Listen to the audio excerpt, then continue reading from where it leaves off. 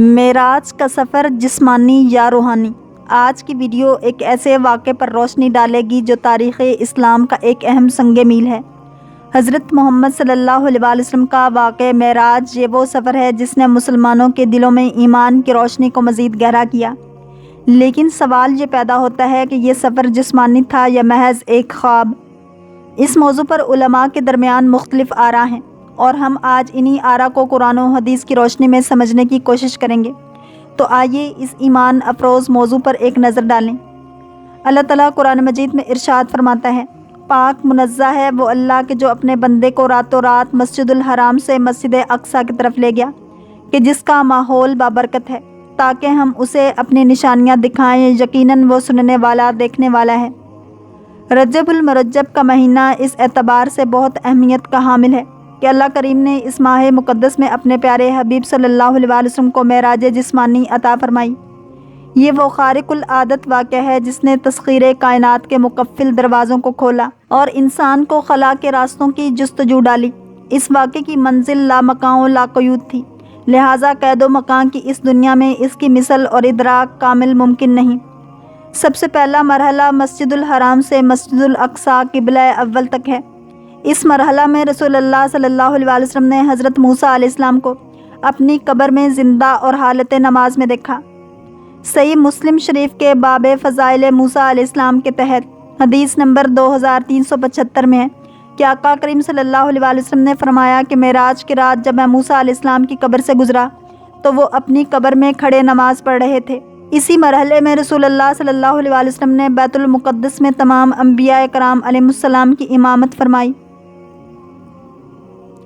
دوسرا مرحلہ بیت المقدس سے سدرۃ المنتہا تک سفر اور جنت و دوزخ کو دیکھنے کا ہے۔ اس مرحلہ میں رسول اللہ صلی اللہ علیہ وسلم نے تمام آسمانوں پر مختلف انبیاء کرام سے ملاقاتیں کی اور ہر آسمان پر آپ کا شایان شان استقبال ہوا۔ رسول اللہ صلی اللہ علیہ وسلم کے معراج کا سب سے اہم مرحلہ تیسرا مرحلہ ہے، اور در حقیقت معراج مصطفیٰ صلی اللہ علیہ وسلم وہ تیسرا مرحلہ ہی ہے۔ یہ سدرۃ المنتہا سے لے کر وصال ربوبیت کا مرحلہ ہے۔ اس مرحلے کو اپنی حیثیت اور علم کے مطابق بیان کرنے سے قبل ایک اہم نکتہ پیش ہے کہ اللہ کریم نے رسول اللہ صلی اللہ علیہ وسلم کے بارے میں ارشاد فرمایا، ہم نے آپ کو تمام جہانوں کے لیے رحمت بنا کر بھیجا۔ آپ قرآن کریم کے الفاظ پر غور کریں کہ فرمایا تمام جہانوں کے لیے رحمت، لہٰذا رسول اللہ صلی اللہ علیہ وسلم اس جہان دنیا کے لیے، آسمانوں کے لیے اور جہاں جہاں آباد جہان ہیں، چاہے وہ یہ زمین ہو یا کوئی اور سیارہ، ہماری کہکشاں میں یہ ہمارا سولر سسٹم ہو یا کائنات میں کہیں دور لاکھوں نوری سال کی دوری پر موجود کسی اور کہکشاں میں کوئی اور سولر سسٹم، سدرۃ المنتہا ہو یا جنت الفردوس کے محلات، جہاں کہیں بھی کوئی جہان ہے وہاں رسول اللہ صلی اللہ علیہ وسلم کی رسالت و رحمت موجود ہے۔ گویا تمام مخلوق اور تمام جہان رسول اللہ صلی اللہ علیہ وسلم کی رحمت کے تحت ہیں، لہٰذا جو جگہ، شے، مکان اور جہان خود رحمت نبی صلی اللہ علیہ وسلم کے تحت ہو، وہاں اس نبی کی معراج کا کمال کیسے ممکن ہے؟ معراج کا کمال ہی تب ہوگا جب نبی اپنی حدود رسالت و رحمت سے نکل کر خاص وصال ربوبیت کے انوار و تجلیات میں جائے گا۔ اللہ تعالیٰ سورۃ النجم میں ارشاد فرماتا ہے، اور تمہارے صاحب نہ بھٹکے نہ بہکے۔ اس آیت کریمہ کا اطلاق بھی معراج کے تیسرے مرحلے میں ہی ہوتا ہے، کیونکہ اس سے پہلے تو لاکھوں فرشتے ساتھ تھے، لے جانے والے جبرائیل علیہ السلام تھے، تو اس پوری سیر میں بھٹکنے اور بہکنے کا سوال ہی پیدا نہیں ہوتا۔ اس آیت کا اطلاق ہی تب ہوا جب جبرائیل علیہ السلام نے کہا، یا رسول اللہ صلی اللہ علیہ وسلم، اگر میں انگلی کے ایک پور کے مانند بھی اس سے آگے بڑھا تو ضرور جل جاؤں گا۔ قرآن و حدیث میں پہلے دو مراحل کے کئی واقعات موجود ہیں، لیکن تیسرے مرحلے کا بغیر وضاحت و تفصیل فقط اشارتاً بیان ہے، کیونکہ انسانی عقل جہاں تک بھی ترقی کر لے تیسرے مرحلے کے ادراک کی ابتدا کو بھی نہیں پہنچ سکتی۔ اس لیے اللہ کریم نے اس مرحلے کے بارے میں فقط اتنا فرمایا، پھر وہ رب کریم اپنے محبوب سے اور قریب ہوا اور پھر اور زیادہ قریب ہو گیا، پس پھر رب کریم اور نبی کریم صلی اللہ علیہ وسلم کے درمیان دو کمانوں کا فاصلہ رہ گیا، اس سے بھی کم ہو گیا۔ اللہ کریم نے جو چاہا اپنے بندہ خاص پر وحی فرمائی۔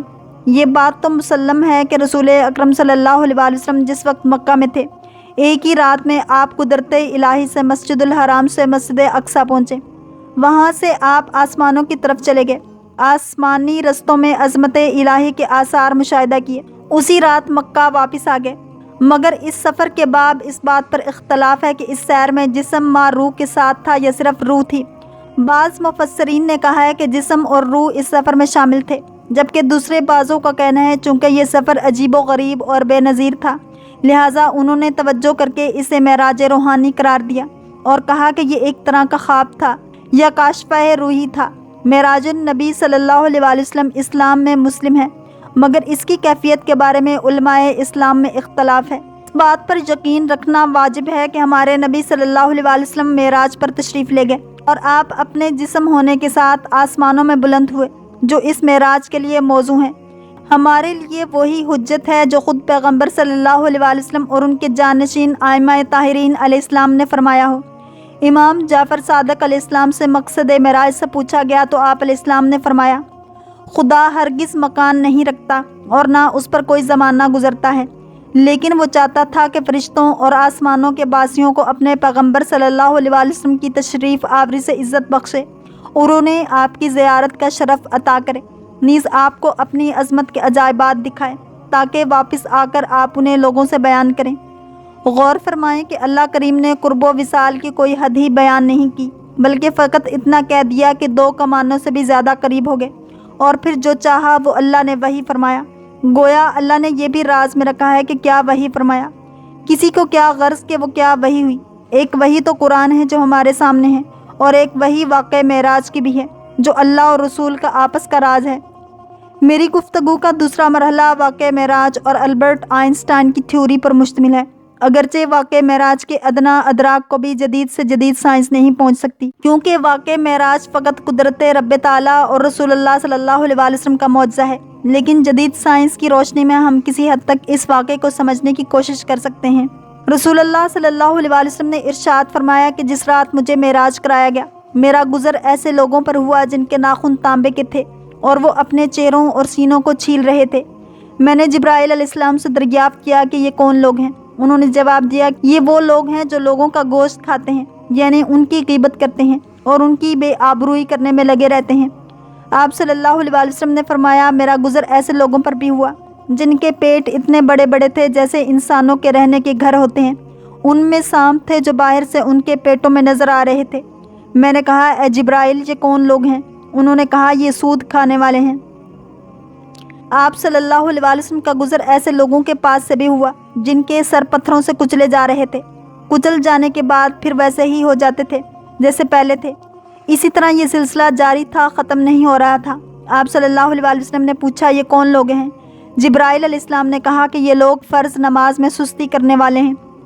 آپ صلی اللہ علیہ وسلم کا گزر ایسے لوگوں کے پاس سے بھی ہوا جن کی شرمگاہوں پر آگے اور پیچھے چیتھڑے لپٹے ہوئے ہیں اور اونٹ اور بیل کی طرح چرتے ہیں اور کانٹے داروں خبیث درخت اور جہنم کے پتھر کھا رہے ہیں۔ آپ صلی اللہ علیہ وسلم نے پوچھا، یہ کون لوگ ہیں؟ جبرائیل علیہ السلام نے کہا کہ یہ وہ لوگ ہیں جو اپنے مالوں کی زکوٰۃ ادا نہیں کرتے تھے۔ آپ صلی اللہ علیہ وسلم کا گزر ایسے لوگوں کے پاس سے بھی ہوا جن کے سامنے ایک ہانڈی میں پکا ہوا گوشت ہے اور ایک ہانڈی میں کچا اور سڑا ہوا گوشت رکھا ہے۔ یہ لوگ سڑا ہوا گوشت کھا رہے ہیں اور پکا ہوا گوشت نہیں کھا رہے۔ آپ صلی اللہ علیہ وسلم نے دریافت کیا، یہ کون لوگ ہیں؟ جبرائیل علیہ السلام نے کہا کہ یہ وہ لوگ ہیں جن کے پاس حلال اور طیب عورت موجود ہے، مگر وہ زانیہ اور فحشہ عورت کے ساتھ شب باشی کرتے ہیں اور صبح تک اسی کے ساتھ رہتے ہیں، اور وہ عورتیں ہیں جو حلال اور طیب شوہر کو چھوڑ کر کسی زانی اور بدکار شخص کے ساتھ رات گزارتی ہیں۔ آپ صلی اللہ علیہ وسلم نے اس سفر میں ایک لکڑی دیکھی جو گزرنے والوں کے کپڑوں کو پھاڑ ڈالتی ہے۔ اس کے بارے میں جبرائیل امین نے بتایا کہ ان لوگوں کی مثال ہے جو راستوں میں چھپ کر بیٹھتے ہیں اور ڈاکہ ڈالتے ہیں۔ ایک ایسے شخص پر بھی آپ صلی اللہ علیہ وسلم کا گزر ہوا جس نے لکڑیوں کا بھاری گٹھا جمع کر رکھا اور اس میں اٹھانے کی ہمت نہیں، پھر بھی لکڑیاں جمع کر کر کے گٹھے کو بڑھا رہا ہے۔ پوچھنے پر جبرائیل امین علیہ السلام نے بتایا کہ یہ وہ شخص ہے جو صحیح طور پر امانت ادا نہیں کرتا۔ آپ صلی اللہ علیہ وسلم کا گزر ایسی قوم پر ہوا جن کی زبانیں اور باتیں لوہے کی کینچیوں سے کاٹی جا رہی تھیں۔ جبرائیل علیہ السلام نے بتایا کہ یہ آپ صلی اللہ علیہ وسلم کی امت کے بے عمل عالم ہیں۔ اسی طرح آپ صلی اللہ علیہ وسلم کا گزر خوشبو والی جگہ سے ہوا۔ جبرائیل علیہ السلام نے بتایا کہ یہ جنت ہے، اور بدبو والی جگہ جہنم سے بھی گزر ہوا۔ حضرت ابن عباس رضی اللہ تعالیٰ عنہ کی روایت صحیح بخاری و مسلم میں موجود ہے کہ آپ صلی اللہ علیہ وسلم نے دجال اور داروغہ جہنم جس کا نام مالک ہے اس کو بھی دیکھا۔ اسی طرح آپ صلی اللہ علیہ وسلم نے چند اہل جنت کے احوال بھی مشاہدہ فرمائے۔ چنانچہ آپ کا گزر ایک ایسی قوم پر ہوا جو ایک ہی دن میں بیج بوتی اور فصل کاشت کر رہی تھی۔ ان کے بارے میں جبرائیل علیہ السلام نے بتایا کہ یہ آپ صلی اللہ علیہ وسلم کی امت کے مجاہدین ہیں، ان کی ایک نیکی 700 نیکیوں سے بھی زیادہ ہو جاتی ہے، اور یہ جو خرچ کرتے ہیں اللہ تعالیٰ ان کو اس کا نعم البدل عطا فرماتا ہے۔ اسی طرح بعض صحابہ کرام کے محلات بھی آپ صلی اللہ علیہ وسلم نے اس سفر میں دیکھے۔ آپ صلی اللہ علیہ وسلم رات کے مختصر وقت میں تاریخ انسانی کا سب سے طویل سفر طے کیا، جس میں مکہ مکرمہ سے بیت المقدس جانا، انبیاء کرام و ملائکہ کی امامت، پھر وہاں سے آسمانوں تک تشریف لے جانا، انبیاء کرام سے ملاقات اور سدرۃ المنتہا، صریف الاقلام کعبہ قوسین تک رسائی، جنت و دوزخ کا مشاہدہ کر کے واپس تشریف لائے۔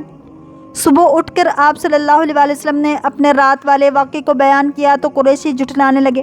قریش مکہ حضور اکرم صلی اللہ علیہ وسلم سے بیت المقدس کے احوال دریافت کرنے لگے تو اللہ تعالیٰ نے بیت المقدس کو حضور اکرم صلی اللہ علیہ وسلم کے سامنے ظاہر فرما دیا۔ آپ صلی اللہ علیہ وسلم حتیم کعبہ میں تشریف فرما تھے۔ قریشی لوگ سوال کرتے، آپ صلی اللہ علیہ وسلم ان کے سوالوں کا جواب دیتے گئے۔ جدید دور میں انسان نے چاند تک سفر کرنے کے بعد دیگر سیاروں کو تسخیر کرنے کے لیے بھی کمر کس رکھی ہے، لیکن جدید ترین ٹیکنالوجی کے باوجود انسان روشنی کی رفتار کے مطابق سفر نہیں کر سکتا۔ روشنی کی رفتار کو حاصل کرنے میں کئی رکاوٹیں ہیں۔